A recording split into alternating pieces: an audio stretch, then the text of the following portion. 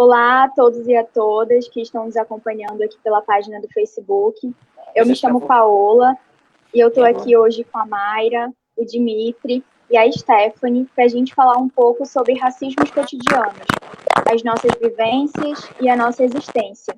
Então, se vocês tiverem também compartilhamentos sobre vivências e resistências, o que vocês passam no cotidiano de vocês, como é ser negro num país como o Brasil, que a cada 23 minutos mata um jovem negro, como é ser negro no Brasil, que todos os dias nós nos deparamos com casos de violência e casos de racismo. Então, a gente está aqui para compartilhar um pouco dessa nossa experiência, como que a gente lida, como que a gente enfrenta e como que a gente sobrevive nesse processo. Então, eu gostaria de passar a palavra primeiramente ao Dimitri, né, e depois às meninas para estar conversando um pouco com a gente sobre como é sofrer esses racismos cotidianos.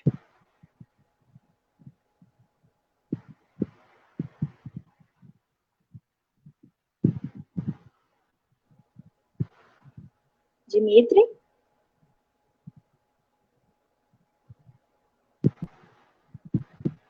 Acho que ele caiu, né? Então, enquanto o Dimitri retorna, Mayra, você gostaria de começar? Pode ser. Olá, gente, sou a Mayra Araújo. Fui convidada pela Paola para participar dessa live e achei muito interessante porque eu jamais tinha falado sobre alguma coisa que eu tinha passado em relação ao racismo, né? E eu fui parar para pensar, sabe? Quando foi a primeira vez que eu bati de frente com o racismo, sabe? Tipo, a primeira vez que eu percebi, porque já tinha acontecido várias vezes na infância, mas eu tinha deixado passar, sabe? Porque dentro da minha família o pessoal também é bem racista, então, tipo, eu não via essas coisas, entendeu? Acontecendo ao meu redor. Então, a primeira vez que eu senti isso, eu tava no 3x2, indo pra UFAM. E eu tava começando a acertar o meu cabelo, porque eu usava ele bem cheio de creme, assim, bem encharcado para ele não ficar volumoso, sabe? Que eu achava feio, eu achava horrível, e a minha mãe falava que ficava bagunçado, né, na época. Então, assim, eu usava meu cabelo assim, e aí quando eu comecei a usar ele assim, volumoso, quando eu comecei para o funk, eu comecei a entender a minha negritude, sabe? Se eu era negra ou não, ainda tinha esse tempo. Então, a partir disso, eu fui com meu cabelo solto, bonitão, assim, no ônibus, e eu fiquei na catraca, porque tava muito cheio, e a mulher passou, assim, por trás de mim, de costas, e ela falou bem assim, prende essa porcaria, porque incomoda, é sujo, e eu não sei como tu consegue andar com esse cabelo solto, bem assim, tipo, eu de verdade, eu fiquei, virei pra ela assim, foi até grossa, senhora, você vai andar com luxo, compre seu carro. Tipo, e ela passou, ainda pisou no meu pé, né, de propósito. E aí eu fiquei, tipo, o que aconteceu aqui, né? E eu acho que foi a primeira vez que eu percebi de verdade, de frente, que o racismo cotidiano é real e que às vezes a gente não percebe, porque a gente vive dentro de um país que as pessoas praticam, né, o racismo velado. Nesse dia, dentro do ônibus, eu botei meu fonezinho e fui pensando em todas as vezes assim que eu achei que eu não me encaixava dentro do padrão de beleza que as pessoas pediam, tipo, que a sociedade impõe, né? Então, eu percebi que quando no ensino fundamental, minha mãe amarrava o meu cabelo, porque eu pedia, ela queria até fazer uns cachinhos bonitinhos, mas eu pedia para ela amarrar o meu cabelo, sempre assim no cocó, com muito gel, para não ficar o frizinho assim lá em cima.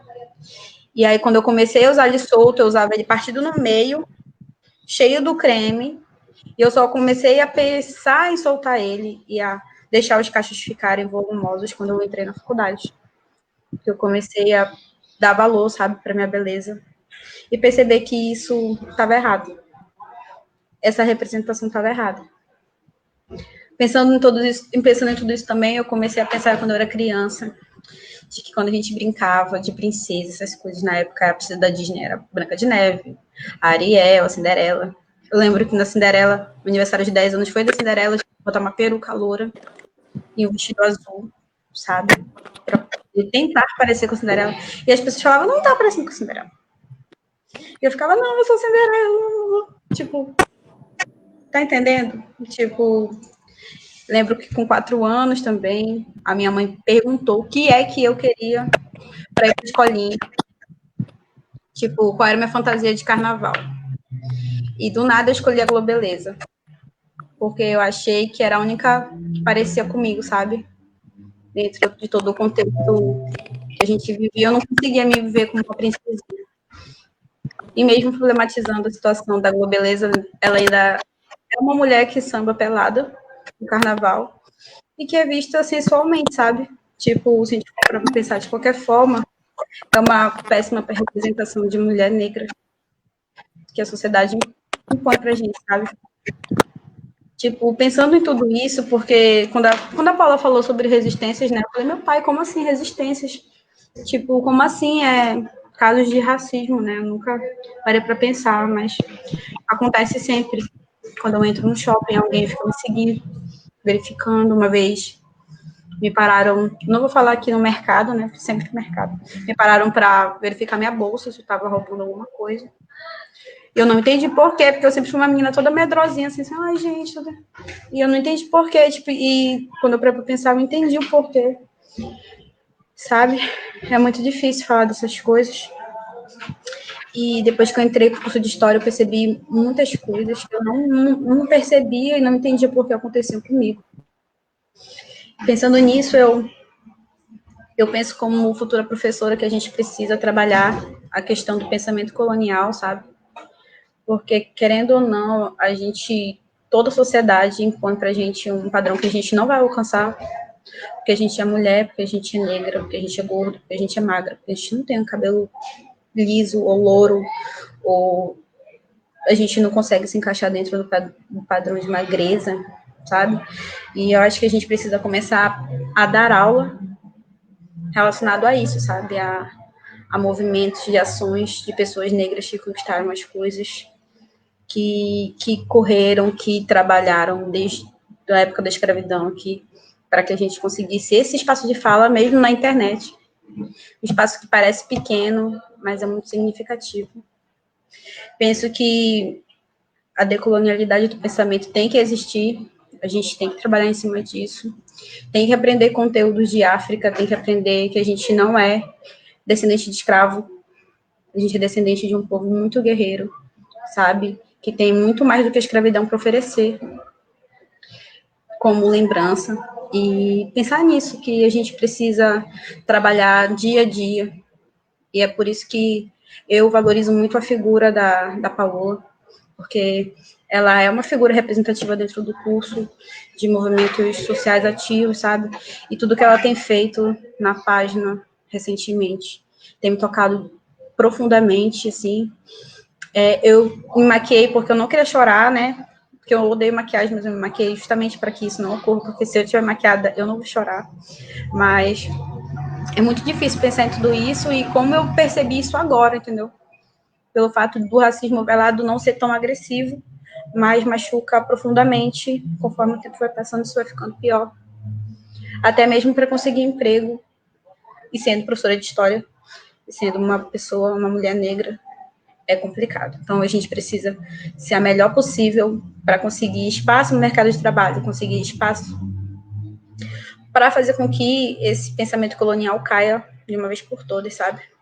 E é isso que eu tenho para falar hoje. Eu estou muito feliz pelo convite e me fez refletir bastante durante a semana, muito mesmo. E eu acho que isso é muito importante para que a gente possa mudar alguma coisa mesmo, que a gente possa representar, de fato, as pessoas que não são representadas, sabe? De uma maneira positiva, apenas negativa e como uma carne barata, um produto barato. Somos pessoas e a gente merece respeito e igualdade. É isso, gente. Obrigada.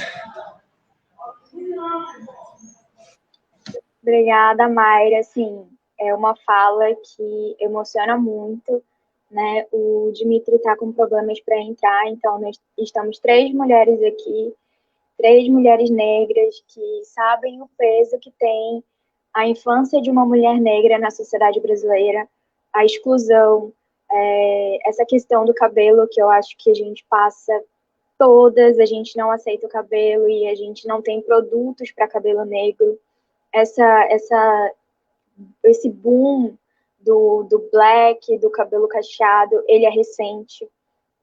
Eu lembro perfeitamente que o único creme que tinha para o meu cabelo era um creme coloridinho da Scala, que era tipo um tutti-frutti, e era o único creme que tinha, não tinha nenhum outro. Desse creme, olha, então, de verdade, só esse que tinha. Era só esse. E a gente segue com as mesmas dificuldades. Essa questão das lojas é algo que é muito difícil. E às vezes a gente finge que não é com a gente, que tá tudo bem, não tá me seguindo, mas a gente sabe como é. Eu literalmente criei o hábito de chegar nas lojas e a primeira coisa que eu procuro é uma vendedora para ela andar comigo, porque eu não gosto da sensação de estar nos corredores e ter o tempo todo alguém olhando de canto de olho para ver se eu estou fazendo alguma coisa. Também não consigo entrar de mochila ou de bolsa grande em loja nenhuma, porque o medo de alguém reagir ou de acharem que eu estou roubando é maior. E tem outras situações, assim, que marcam bastante, que fazem a gente sentir o peso que é uma sociedade marcada pelo racismo e uma sociedade que todos os dias constrói que o negro ele é violento, que o negro ele é bandido, que o negro ele é preguiçoso, e aí a gente tem uma série de questões, e isso que a Mayra falou também da Globeleza é muito real. Ou a gente está no lugar de marginalidade, ou a gente está no lugar de sexualidade, ou o nosso corpo é extremamente sexualizado, ou nós somos as mulheres do samba, do carnaval, ou nós somos as mulheres bandido, que vão namorar traficante, que vão morrer na favela, e parece que só existem esses dois lugares para a mulher negra dentro da sociedade brasileira. Nós não temos, e nós vemos com muita dificuldade, mulheres negras representantes na política. Nós temos muita dificuldade em ver mulheres negras e homens negros como médicos, como advogados, e as pessoas sempre falam que isso é por conta de ser um povo preguiçoso, um povo que não trabalha, um povo que não quer nada com a vida, quando na verdade a gente sabe que se a gente tivesse as mesmas oportunidades, a gente estaria nesses espaços. Mas são espaços segregados, são espaços onde, quando a gente chega, toda a estrutura da sociedade se manipula para tirar a gente dali. Um exemplo claro disso é a universidade. O desmonte da universidade, ele não é uma questão só ligada à política capitalista, à política neoliberal. O desmonte da universidade, ele está ligado à população negra ter chegado na universidade, ele está ligado ao racismo institucional, ele está ligado à elite brasileira não conseguir lidar com pessoas negras dentro da universidade.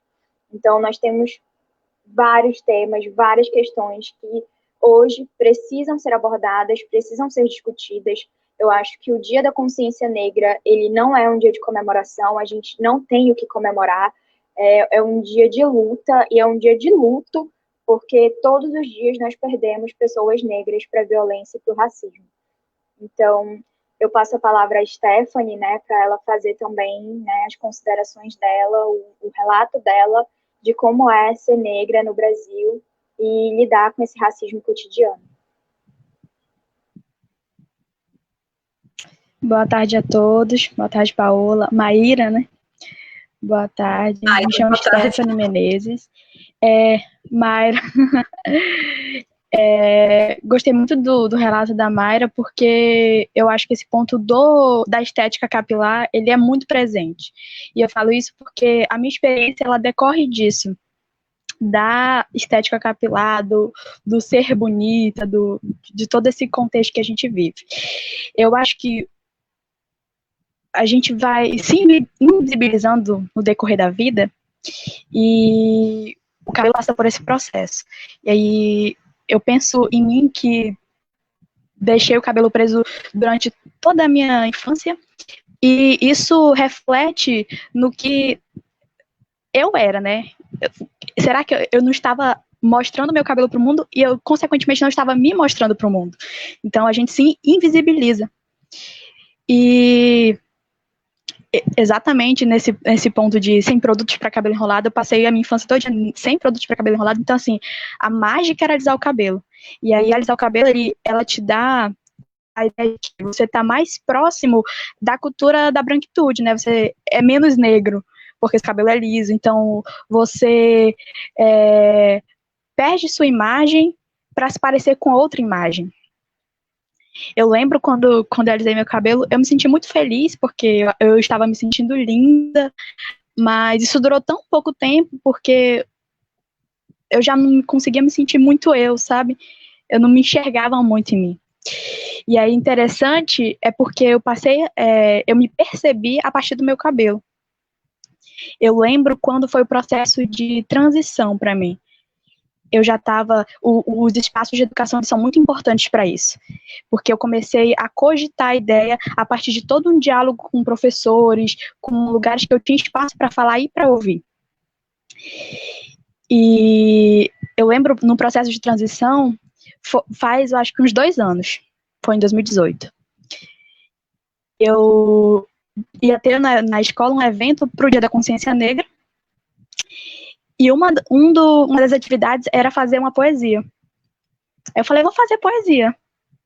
E aí eu lembro de estar redigindo a poesia, passei uma tarde redigindo a poesia de grandes majestades africanas, a meros escravos sem poder, sem dó nos roubar a liberdade, como disse Castro Alves, nem são livres para morrer. Então botei toda a glória no povo preto, mas quando eu fui ler minha poesia, eu falei, será que eu não estou me enganando? Porque, de certa forma, eu estou tentando não parecer alisando o cabelo e ocultando características em mim.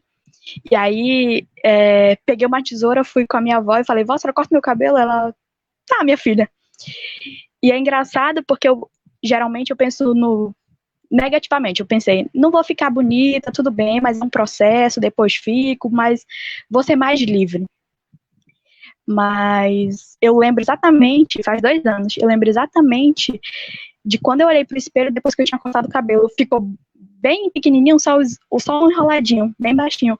Mas quando eu olhei no espelho, eu não consegui me sentir feia, não consegui me sentir outra coisa a não ser de sentir eu mesma. E é interessante que aí a partir do cabelo, eu pude perceber quem eu era, quem eu sou no mundo, quais adversidades eu enfrentei pela vida por ser quem eu sou. Então, assim, eu passei a analisar todo esse contexto a partir da mudança capilar. Olhar para a infância e perceber, assim, ouvi durante minha vida inteira, assim, a minha irmã é branca, então eu era irmã feia, sempre fui, mas será que era uma questão de estética mesmo, ou será que eram as características vistas primeiro? Então passei a perceber tudo isso, e teu cabelo é ruim, prende esse cabelo e tal. E então a questão capilar, ela é muito importante pra gente, porque ela faz parte de quem a gente é, né? Ela é nossa representação. Quando a gente vê alguém, esse é o primeiro impacto que a gente tem. E aí, quando eu me olhei no espelho, depois de tirar o cabelo que estava alisado, eu me senti eu. E a partir daí veio um processo de transformação na minha vida.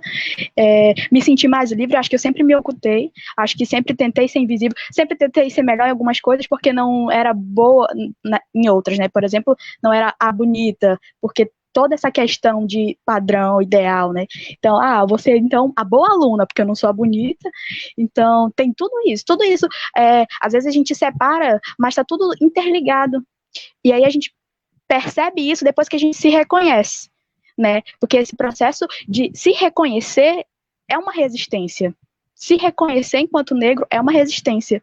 Quando o mundo te diz para você não ser, porque o mundo tá ruim para você ser quem você é. Então você dizer, eu sou assim e vou lutar por mim, pelo meu povo, por quem eu sou, pelas minhas características, é uma resistência. Então, assim, ficou mais nítido frases que eu antes acho que não conectava isso. Que o meu cabelo era feio, que eu não era tão bonita, ou se eu fosse um pouquinho mais bonita, nesse sentido, sabe? Então, o processo do cabelo, ele foi muito importante. Foi a partir dele, foi a partir dessa mudança que eu conseguia me perceber no mundo e como eu estava enfrentando e se estava enfrentando. Que eu acho que eu passei por muito tempo por um processo de invisibilização de mim mesma.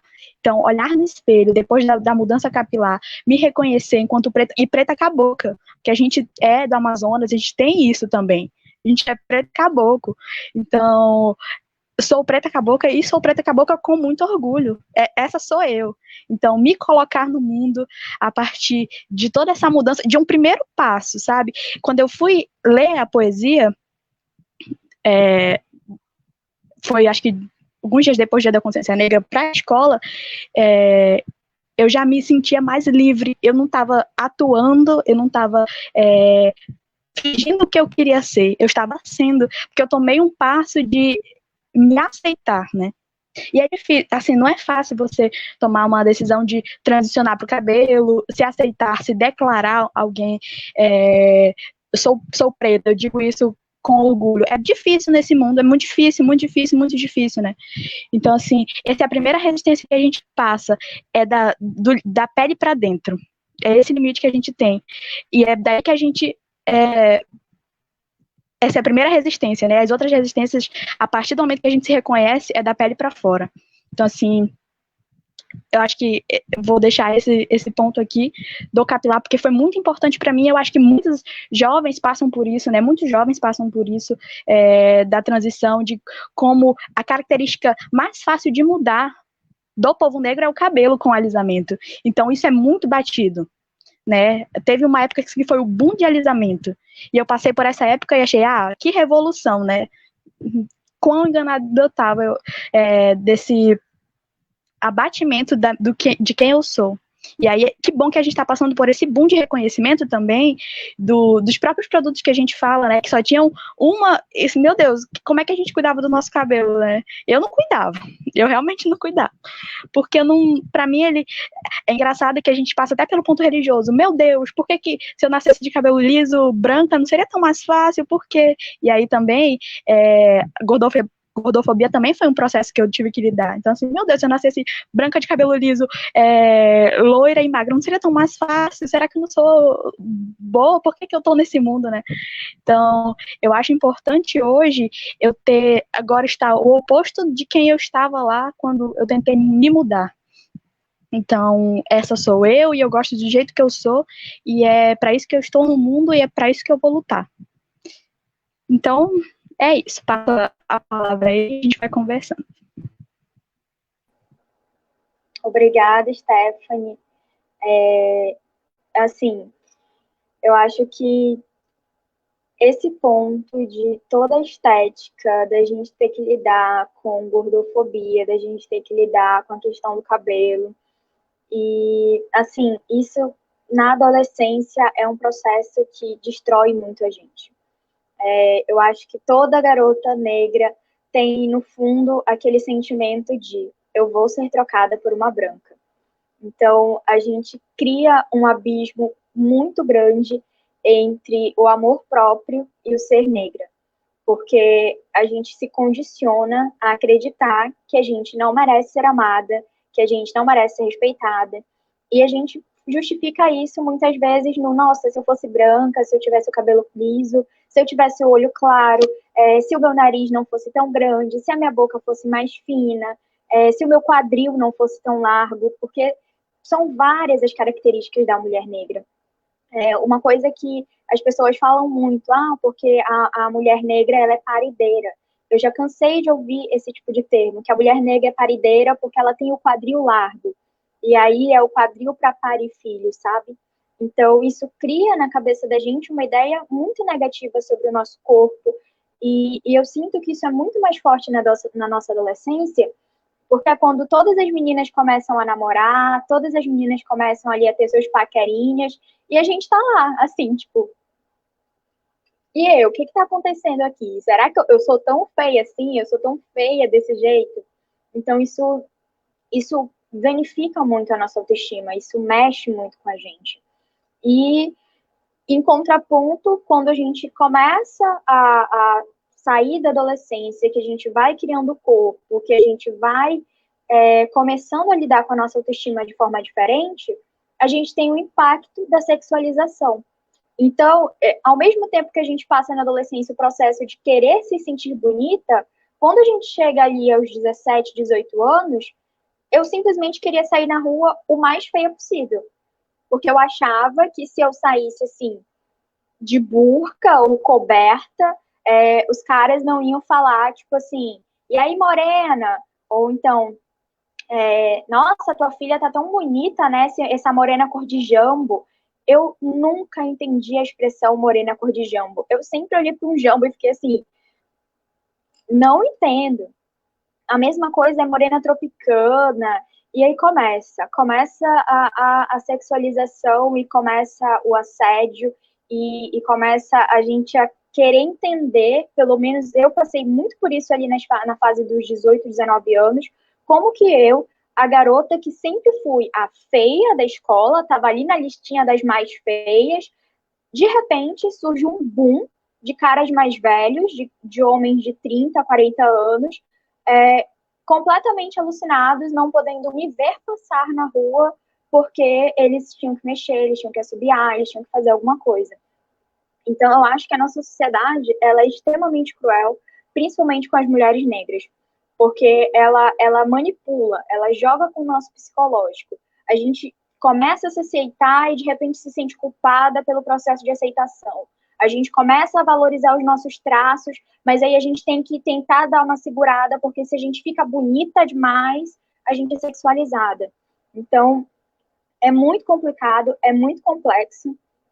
O Dimitri ainda não conseguiu voltar, então eu vou dar o meu relato, e aí, se ele conseguir voltar até o final, a gente fecha com um dele, né? E, assim, eu pensei nos vários momentos, nos vários processos de racismo que eu já passei. Essa questão das lojas que vocês falaram é algo assim. Assim, no centro, eu sou pesquisadora da biblioteca, né? Trabalho com os jornais que estão lá. Então, eu sempre estava de mochila no centro. E era muito ruim se eu quisesse comprar qualquer coisa e eu tivesse que entrar com a mochila. Eu deixava a mochila na biblioteca e eu ia para a loja sem a mochila. Porque senão eu era parada, assim, na porta, chegava na porta, a pessoa, tipo assim, me dá aqui para guardar. A pessoa só faltava puxar minha bolsa da minha mão. Não, me dá aqui, eu guardo para você. Eu ficava assim, obrigada por toda essa segurança de querer guardar a minha bolsa, né? Necessário, assim. Dentro da loja vão me assaltar, porque eu preciso guardar a minha bolsa. Então, isso é muito frequente, isso é muito recorrente. Mas eu acho que, assim, um dos casos que mais me marcou, que mais, assim, eu me senti num ponto de violação, num ponto de medo, num ponto de eles podem fazer alguma coisa comigo, foi quando eu viajei para São Paulo, no começo desse ano, antes da pandemia, né? Eu fui para São Paulo e eu estava com meu cabelo trançado. E no aeroporto do Amazonas, aqui no aeroporto, né, do nosso estado, a segurança me parou para revistar o meu cabelo. Literalmente, a segurança me parou porque eu estava de cabelo trançado e eles queriam revistar o meu cabelo. Agora imagina a situação. Eu, uma mulher negra, sozinha no aeroporto, porque eu estava esperando uma companheira, mas eu estava lá sozinha. Passei minha mala, estava lá sendo revistada no procedimento padrão, e aí a mulher me vira e me fala, eu vou ter que revistar o seu cabelo. E assim, naquele momento eu fiquei, sabe, eu fiquei pensando, gente, nossa, não era para eu ter vindo trançado, não era para eu ter trançado meu cabelo. Eu não queria ter tido esse pensamento, sabe? Mas foi, assim, as pessoas paradas no aeroporto, me olhando, porque a mulher estava desfazendo as tranças do meu cabelo para revistar. Então, foi um dos momentos, assim, que eu peguei, depois sentei e fiquei pensando, caralho, como a sociedade brasileira é doente. Porque eu acho que não tem um termo mais real do que doente. Porque qual a necessidade de se revistar o cabelo de uma mulher negra? Independente se eu estivesse de tranças ou de cabelo cacheado ou do que fosse, sabe? Você nunca vai ver uma mulher branca passar por isso. Você nunca vai ver uma mulher branca de cabelo liso, a pessoa, não, vou ter que desfazer seu penteado porque eu preciso revistar o seu cabelo. Se fosse a mala, se fosse a roupa, se fosse qualquer outra coisa, eu tinha entendido. Mas o cabelo foi algo assim que não tinha condições, não tinha como lidar com aquilo. Então, esse foi um dos momentos, assim, que para mim foi o estopim de eu falar, não, não tem mais como. Não tem como continuar baixando a cabeça e aceitando as pessoas me chamarem de parda, ou não tem como continuar as pessoas falando que, não, você nem é negra, você é morena, você é clarinha, você é tão afiladinha, você não é negra, você é afiladinha. Então, a gente escuta muito isso. Mas quando a gente sai, quando a gente está num espaço social, onde as pessoas não aceitam pessoas negras, e o aeroporto é uma dessas, você sente que não era para você estar ali. Quando você chega num espaço que é majoritário de pessoas brancas, você sente que elas não queriam que você estivesse ali. E elas vão se organizar para fazer você querer sair daquele espaço. E assim, é muito forte, porque dos relatos que a gente ouviu aqui, eu acho que todas nós passamos muitas vezes pelas mesmas situações. E hoje a gente viu o vice-presidente do país virar e falar que não existe racismo. Que não existe racismo no Brasil, que isso é invenção. E a questão é, se não existe racismo no Brasil, por que a gente é assassinado quando a gente vai num supermercado? Se não existe racismo no Brasil, por que a gente é revistado? Por que a gente sai de casa, se bobear até com a certidão de nascimento? Né? Assim, às vezes eu tô ali, eu vejo assim, Aí, tem que sair com identidade. Tem que mostrar a identidade, assim, urgente, sabe? Quando eu percebi identidade, que, às vezes, de trabalho, certidão de nascimento. A última vez que eu percebi que eu fui revistada, assim, porque eu era negra mesmo, porque às vezes eu não tinha certeza, tá? Eu pensei que era uma coisa da minha cabeça. Falei, não, cara, eu acho que... Entendeu? Eu acho que é porque eu sou, sei lá, não tenho uma cara confiável, pode ser, não sei. Eu ando toda desgastada, sério, eu ando bagunçada, porque eu tenho muita preguiça de me arrumar, cara. Eu tô sempre muito ocupada com muitas coisas, então, assim, eu ando com uma mochila gigante. Quem me vê sabe que eu sempre tô com uma mochila gigante. E eu tô sempre pagando alguma continha ali no shopping, alguma coisa. Nesse dia, uma amiga me acompanhou. Uma amiga, ela era branca, ela tava bem arrumada, porque minha amiga trabalha no hospital, né, na administração, e ela é bem arrumada, eu tava do lado dela. Eu entrei com ela na loja, e a gente foi na parte, assim, de perfumes da loja, uma loja de roupas, né, a gente foi na parte ali de pequenas coisas ali, e aí ela tava mexendo nos perfumes, me mostrando os perfumes, mano, achei esse aqui, e botava pro... Aí eu fui pro outro lado, eu deixei ela desse lado da loja, e fui pro outro lado, assim, tipo, ela ficou desse lado, eu fiquei desse lado. Quando eu peguei um perfume pra mostrar pra ela, eu nem espirrei nada, eu só peguei o perfume. Eu virei de costas, eu virei pra ir falar com ela, eu dei de cara com segurança. E ela falou bem assim, eu posso te ajudar com alguma coisa? Por que você tá com esse perfume na mão? Você vai comprar? Tipo, e aí não sei o que você tá fazendo? Vem aqui, vamos ali comigo. Tipo, eles me pegaram pelo braço e esse dia eu fiquei tipo, eu fiquei sem ação, fiquei tão assustada que eu fiquei assim, sem ação de dizer nada. Eu pensei que eles iam me levar para algum lugar.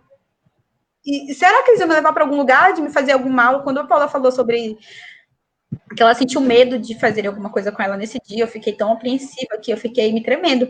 Tipo, eu falei, no moço, eu não tô fazendo nada, eu só tô mostrando o perfume, eu prometo. Aí ele falou bem assim, vamos aqui comigo. A minha amiga viu.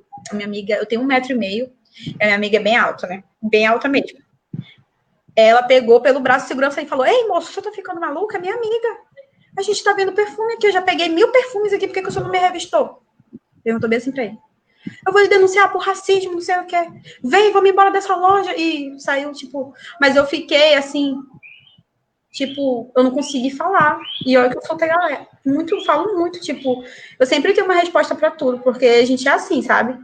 A gente é criada pra se defender ali. Tipo, toda hora alguém fala, a gente tá sempre se defendendo. Mas nesse dia, eu fiquei com tanto medo de me levarem pra algum lugar que eu não sabia onde era, porque eles me pegaram pelo braço e me arrastaram, que eu fiquei tipo, meu Deus, eu preciso parar de andar por aí, tipo, preciso parar de fazer coisas normais, como ver um perfume, porque, sei lá, vão vão me bater, não sei. Fiquei com medo de apanhar. Eu fiquei com medo de ser estuprada. Eu fiquei com medo de sumir.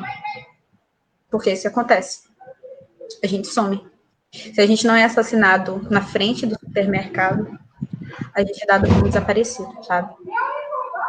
Isso é a parte que dói muito, porque ninguém vai estar nem aí. Entendeu? Ah, ela deve ter arrumado o namorado, ter ido embora, não sei. Sempre botam a culpa no namorado, ou que você não merece, tipo, ser valorizada como uma pessoa que sumiu, sabe? Então, tipo, o que a Paula falou sobre eu tô totalmente chocada que ela teve que desfazer as tranças dela. Sabe? Não... Gente, não tem noção. Eu não consigo pensar na Paola desfazendo as tranças, que demora pra caramba pra fazer. Pra ser revistada, cara. Tipo, revistada por quê? Porque essa é a pergunta. O que as pessoas pensam que a gente é, cara? A gente é monstro? A gente vai, sei lá. Não sei. Eu realmente, eu tô chocada, Paulo. Eu tô chocada. Assim como eu fiquei chocada no dia que eu fui puxada e levada. E eu fiquei com muito medo. Então, eu não sei se foi o mesmo medo que a gente sentiu, sabe? Mas eu pude pensar no medo que tu sentiu nesse dia. Então, eu tô muito impactada. Eu acho que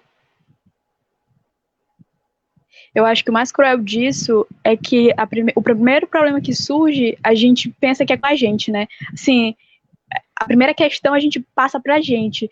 Poxa, eu não devia ter vindo de trança. Poxa, será que a minha cara não é confiável? Nunca. O primeiro momento é a gente se culpando.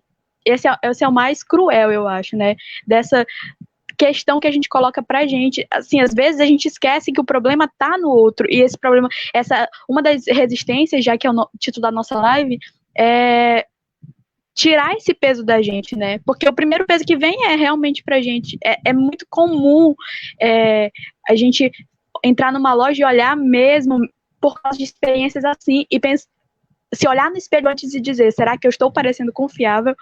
Será que... Então, essa é uma questão muito cruel, a gente jogar a culpa inicialmente pra gente. Eu acho que, assim, essa questão da aparência é uma das que mexe muito com a gente, porque a gente não tem o que fazer, a gente não tem como mudar, a gente vai fazer o quê? A gente vai fazer uma plástica, a gente vai mudar de cor, a gente vai, sei lá, parar de sair de casa, a gente vai se esconder, porque não tem muito o que ser feito. E são situações que a gente não espera. E eu imagino o medo da Mayra, porque é uma situação que, assim, a gente tá tão acostumado a sofrer pequenos racismos que a gente vai fazendo com que não.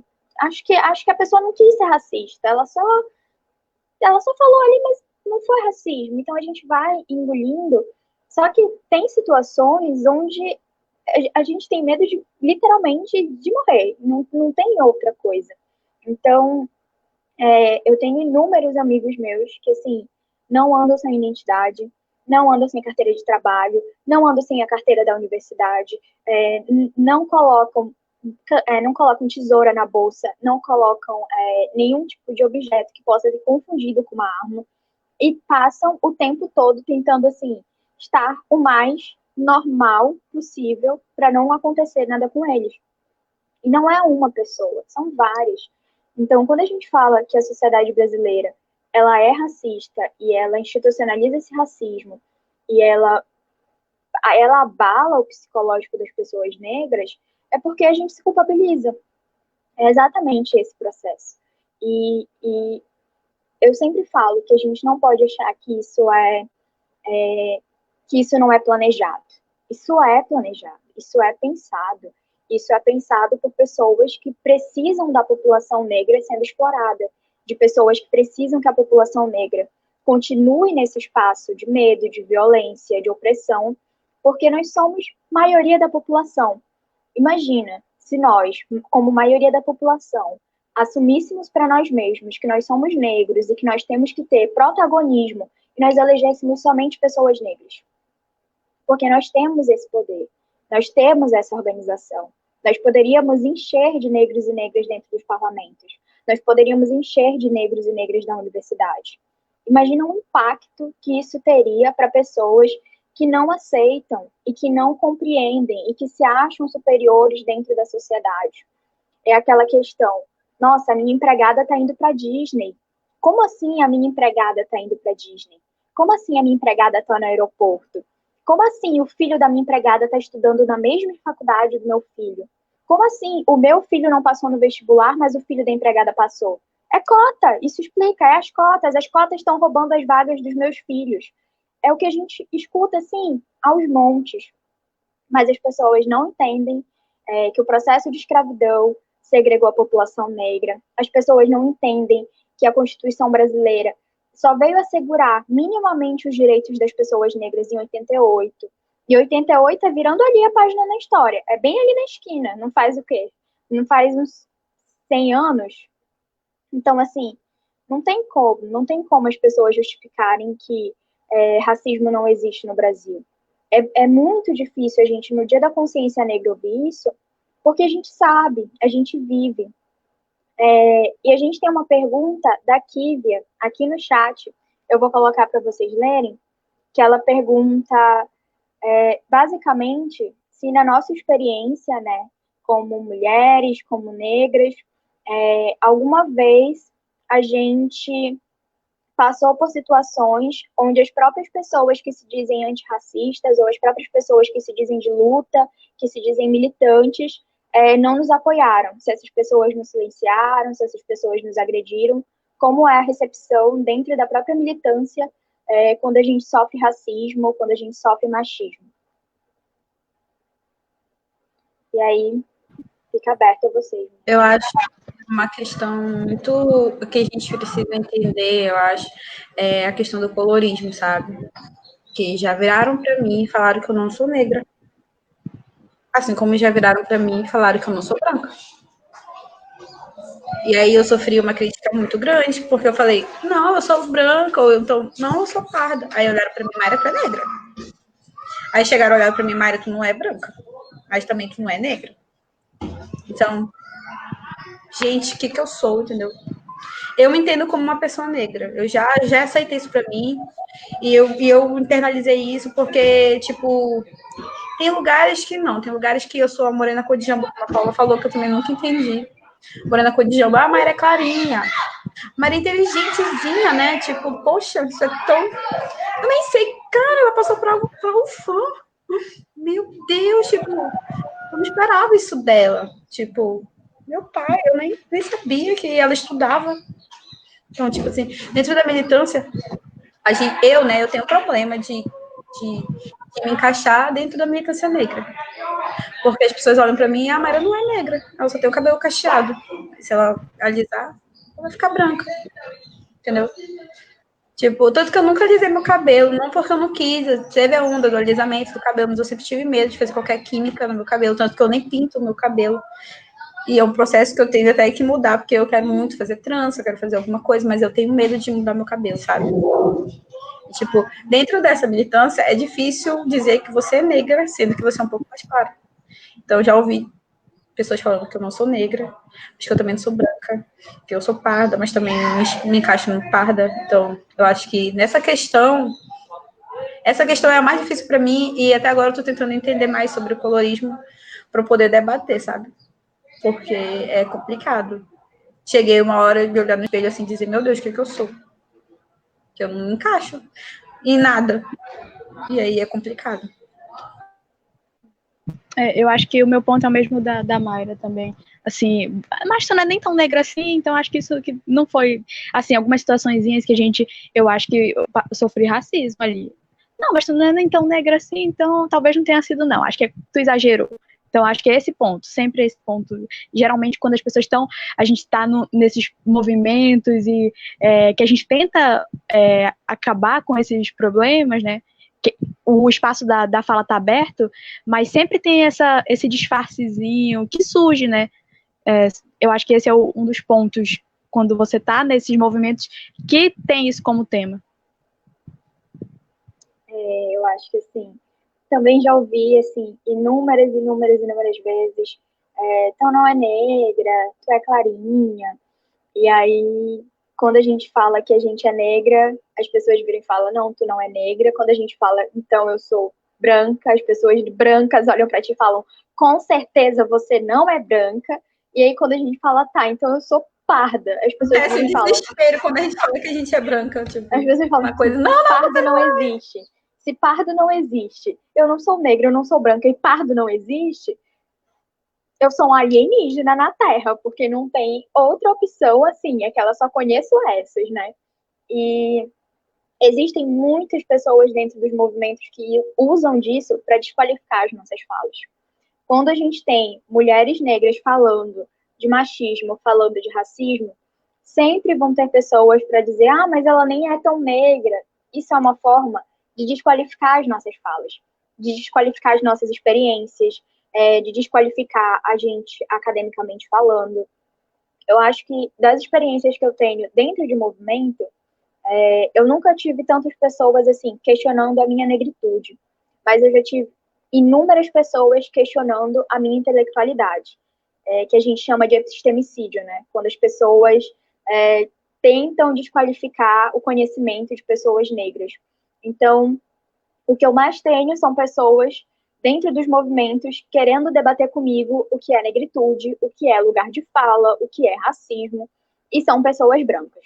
Em maioria são pessoas brancas ali colocando que, mas o lugar de fala, ele tira o direito das pessoas brancas de falar sobre as temáticas. Onde no Brasil que eu, pessoa negra, consigo tirar o direito de uma pessoa branca de falar?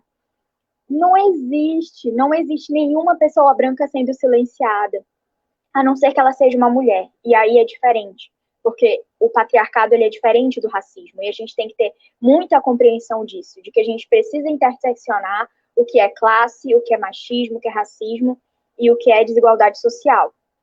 Então, quando a gente fala para as pessoas que a gente pede espaço, que a gente pede lugar de fala, que a gente pede representatividade, que a gente diz assim, companheiro, eu acho que você poderia deixar agora os negros falarem sobre a negritude. O que você acha? E automaticamente a pessoa diz, mas agora vocês não deixam mais ninguém falar de nada. A gente passou 500 anos sem conseguir falar. A gente está falando agora. Não existe silenciamento ali de pessoas brancas, porque nós começamos a falar agora. Então, eu acho que o maior impacto dentro dos movimentos é porque a gente tem, assim, inúmeros militantes muito marxistas, muito classistas, que estão ali e que eles não entendem, ou pelo menos eles não querem entender a importância de se falar de classe no Brasil, de se falar de raça no Brasil e de se falar de gênero. Eu acho que a mesma problemática que a gente tem sobre racismo, a gente tem sobre machismo. Eles tentam passar a ideia de que isso não é importante para a gente mudar a realidade brasileira. Mas a maioria das mazelas da sociedade brasileira estão relacionadas ao racismo. Então, não existe luta anticapitalista desconectada da luta antirracista. Eu acho que isso é uma coisa que as pessoas precisam entender dentro da militância. Não existe luta anticapitalista se não existir luta antirracista.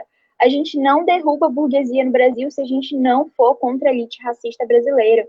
Tá tudo muito atrelado. A nossa história, ela advém da escravidão, ela advém da colonização. Então, a gente precisa internalizar isso como sociedade brasileira. E eu acho que, assim, do que eu mais vejo dentro da militância é isso.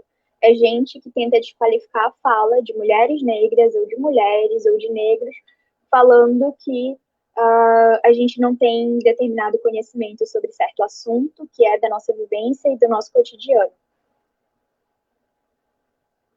Gente, eu acho que isso é muito latente, né? Porque é muita gente questionando se a gente realmente é inteligente, ou se a gente teve sorte, ou se foi só cota, entendeu? A gente nunca realmente é capaz de fazer as coisas por nós, pela nossa cabeça, pela nossa inteligência, integridade. Sempre é porque, por cota, meu filho, qualquer um passa. Tá entendendo? A Mayra passou porque foi por cota. Ou a Paola tá falando porque ela conseguiu uma cota, nem sabe se a gente passou por cota, porque às vezes nem passou por cota, né? E tá falando só porque a gente é negra, cara. Só porque a gente tem essa cor, porque a gente tem esse cabelo. E às vezes muitas pessoas olham assim, quando a gente está falando publicamente, a gente tem algum espaço para falar. Nossa, fala tão bem, nossa, explica tão bem, nossa, é um preto de alma branca. Tipo, já ouvi isso. Eu ouvi isso, eu fiquei. Como assim, meu Deus do céu, um preto de alma branca? As pessoas, elas não têm. Eu acho, tipo, é isso que é o racismo velado, entendeu? As pessoas falam essas coisas pra gente, aí a gente vai deixando pra lá. E aí, quando o racismo vem bate de frente, porque foi isso que me aconteceu, tipo, eu passei minha vida toda por um racismo velado. Até pela minha família mesmo. Tipo, a minha filha é uma morena cor de jambo. É pretinha, mas é muito inteligente. Vai longe, entendeu? Assim, e aí, quando chega um racismo assim na tua cara, assim, esfrega assim que tu faz parte daquilo ali, que tu pode sofrer, que tu pode morrer, que tu pode sumir, a gente se assusta. Porque a gente já tá acostumado a sofrer com racismo velado. Que é ali, ó, por baixo dos panos e que vai afundando a gente psicologicamente, sabe? Não tão diretamente. Eu acho que a gente precisa falar mais sobre isso. E a comunidade do pensamento, porque tá totalmente atrelado a isso, sabe? Preto tem que ser filho de empregada e tem que ser ou motorista ou empregada, próxima empregada da minha casa. Ela não pode ser professora, ela não pode ser advogado, ele não pode ser médico. Acho que ele não tem o direito de ser isso, porque a mãe dele é empregada. Então, é isso que ele tem que fazer da vida dele.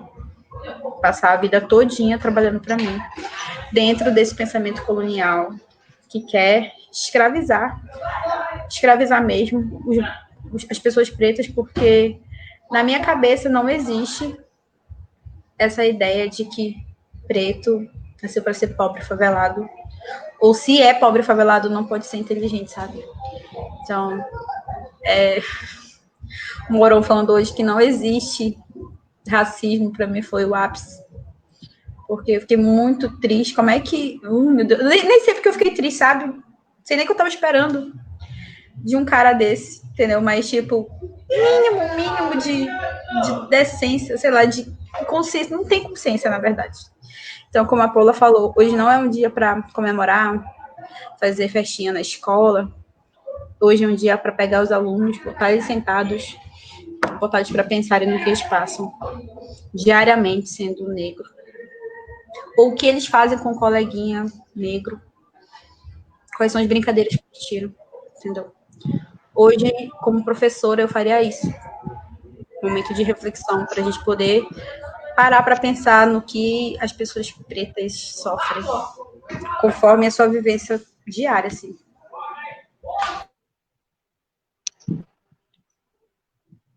Só pegando o gancho do comentário da Kívia, a gente tem que atualizar, enquanto marxistas e que trabalham com esse método de materialismo histórico, atualizar nossas pautas, né? Porque o capitalismo ele vai se atualizando para ganhar mais espaços de lucro, para se perpetuar a classe trabalhadora, mas muitos marxistas eles ficam não se atualizam nas pautas. Então, esse é um ponto para a gente trabalhar em sala de aula, nas conversas, assim, essa atualização. O que está surgindo, o que o capitalismo está trazendo e o que a gente precisa superar a partir dele. Então, a questão do gênero, da raça, tudo está atrelado. Então, até uma pauta que está começando a ganhar força, que é o veganismo também, tudo está atrelado, de certa forma, a esse sistema que a gente tem aí, que é um sistema que não perpassa só a economia, né, política ou social. Então, a atualização das nossas pautas, a atualização das lutas, porque quando a gente não fala sobre isso e não coloca esses temas nas nossas pautas, a gente não tá. Ignorar isso não faz isso sumir. Tá aí, tá presente. Então, enquanto marxistas colocar isso nas nossas palavras, nas nossas falas, nas nossas ações, principalmente, né? Trazer isso para a prática, para a fala, para se atualizar mesmo, se colocar no período histórico que a gente está. Eu acho que é isso, meninas. Eu acho que a gente pode falar sobre bastante coisa, refletir bastante coisa e colocar realmente como que a gente passa por esses processos e como que a gente sobrevive a esses processos, né? A gente também sabe que a juventude negra é uma juventude que mais lida com depressão, que mais lida assim com marcas que o racismo deixa e a gente internaliza. A solidão da mulher negra é uma delas. A gente ter um descrédito e se desacreditar também. A Mayra falou dessa questão acadêmica e eu já ouvi assim uma brincadeira de uma pessoa dizendo: nossa, esse texto está tão bem escrito, foi tu mesma que escreveu? Como se a gente não tivesse essa capacidade, né, de elaborar um artigo, de pensar um projeto, de fazer qualquer coisa, né? Então, são pequenas experiências que a gente vai vivendo e a gente vai amadurecendo. E eu acho que como nós estamos aqui entre três historiadoras, né, três futuras professoras de história, a maior resistência que a gente pode colocar aqui é o que a Mayra falou, do que a gente pode fazer em sala de aula, de como que a gente pode ensinar aquela criança que vai passar pelo mesmo que a gente passou, a como que ela vai lutar contra isso, a como que ela vai combater, a não baixar a cabeça, porque, assim, a gente não foi ensinada a como que finaliza o cabelo cacheado, como que faz para, enfim, ele ficar arrumadinho, como não tacar 2 quilos de creme no cabelo. A gente não foi ensinada a como que a gente reage quando uma pessoa vira pra gente e fala que a gente não é negra. Então, a gente foi aprendendo com essas porradas, né? A gente foi aprendendo com o cotidiano. Então, eu acho que como professora, como educadora, a gente tem um papel muito fundamental na sociedade, que é ensinar para essas crianças como é a sociedade brasileira e como que o racismo vai tratar elas e como que elas podem combater isso, né? E eu acho que, para mim, essa mudança, ela só começa quando a gente começa a fazer isso em sala de aula, quando a gente começa a debater isso em sala de aula, e quando a gente começa a ocupar os espaços que precisam ser ocupados por pessoas negras para pensar essas políticas públicas para pessoas negras. A gente precisa de representatividade na Câmara, a gente precisa de representatividade no Senado, a gente precisa de representatividade na Assembleia, porque são lá que são tomadas as decisões. É na Secretaria de Educação, é na Secretaria de Cultura, é na Secretaria de Saúde. Se a gente quer uma política de saúde para pessoas negras, é a população negra que tem que correr atrás. Se a gente quer uma política de educação para pessoas negras, é a população negra que tem que correr atrás. Infelizmente, a gente não pode contar com o entendimento de outras pessoas para estarem ali somando na causa antirracista. A gente conta ali na internet, numa hashtag, num Black Lives Matter, mas a gente sabe que na prática, quem combate, quem articula, quem luta, quem enfrenta, quem sofre, são as pessoas negras. Então, a gente precisa tomar esse papel de começar a assumir que a gente precisa enfrentar o racismo de frente dentro da sociedade. E enfrentar esse racismo de uma forma que a gente continue vivo, né? Tem aquela frase assim, eu não lembro qual é o autor, mas a gente sempre vê que a maior resistência de um negro na sociedade brasileira é se manter vivo. Então, a gente tem que ter consciência de que a gente tem que ocupar os espaços, que a gente tem que disputar, que a gente tem que decolonizar o saber, mas que a gente primeiro precisa estar vivo. A gente tem que estar com a nossa estrutura mental boa, a gente tem que estar financeiramente equilibrado, a gente precisa estar bem para que a gente consiga promover essa mudança, porque não adianta a gente ir para um protesto e colocar a nossa vida em risco, sendo que a gente sabe que a reação com as pessoas negras ela é muito mais violenta. Então, a nossa maior resistência é continuar vivo, é continuar lutando e é continuar sobrevivendo ao racismo. Eu acredito que seja isso. Eu gostaria de agradecer todo mundo que está acompanhando a live, encaminho para as meninas, se tiverem mais alguma coisa para falar, as considerações finais, para a gente dar encerramento, né? Eu acho que, assim, um debate incrível, é muito bom compartilhar experiências com vocês, porque eu acho que me dá a sensação de que a gente não está sozinho, de que a mesma dor que a gente está sofrendo, o mesmo processo de violência que a gente sofre, tem um companheiro ali sofrendo também, e a gente se torna muito unido por compartilhar, infelizmente, a mesma dor. Mas isso não deixa de ser também uma forma de aquilombar, uma forma de resgate ancestral, de que a gente vem de uma mesma mãe, que é a África, e de que a gente resiste e sobrevive a esse processo, porque a gente sempre consegue se unir, encontrar os nossos e fazer essa grande resistência que é estar unido ali contra o racismo. Eu passo a palavra a você. Só queria agradecer, né, Paola, muito obrigada pelo convite, foi realmente muito construtivo para mim, emocionante também, porque é uma questão muito delicada.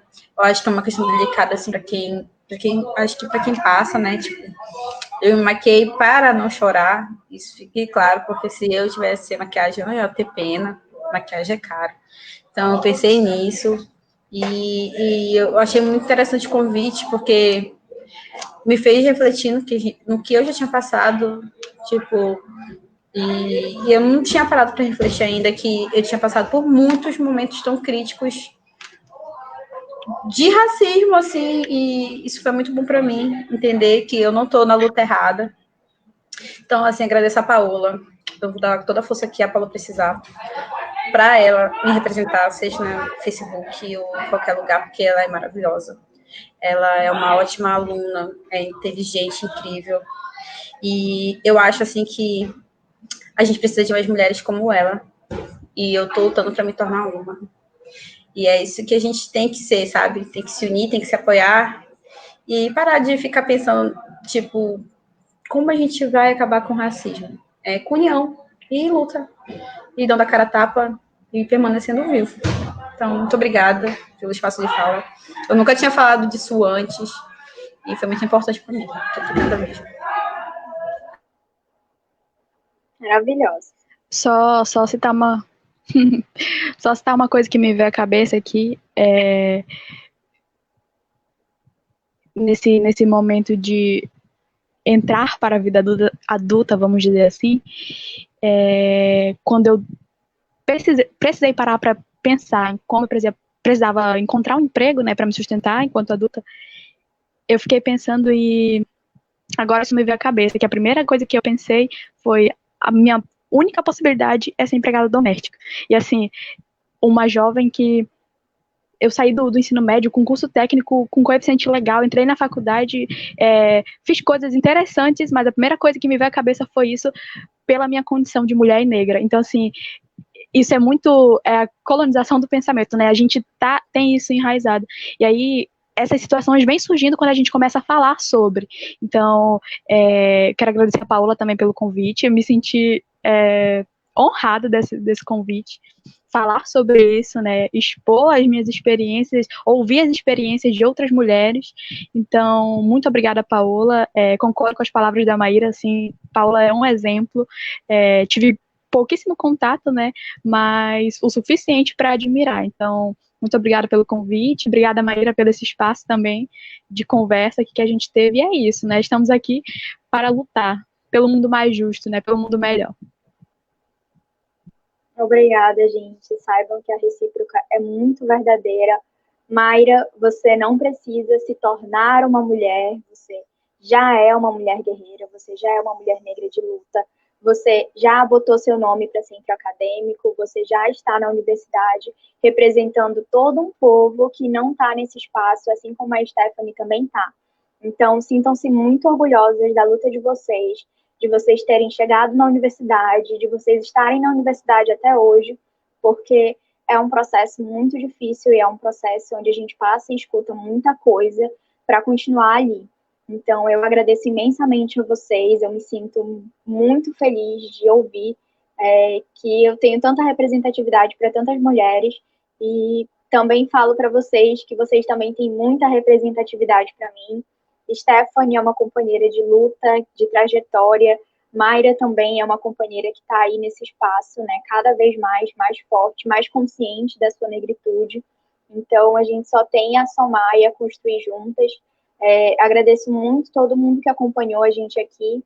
E é isso, né? A gente não vai desistir de mudar a sociedade, a gente não vai desistir de combater o racismo.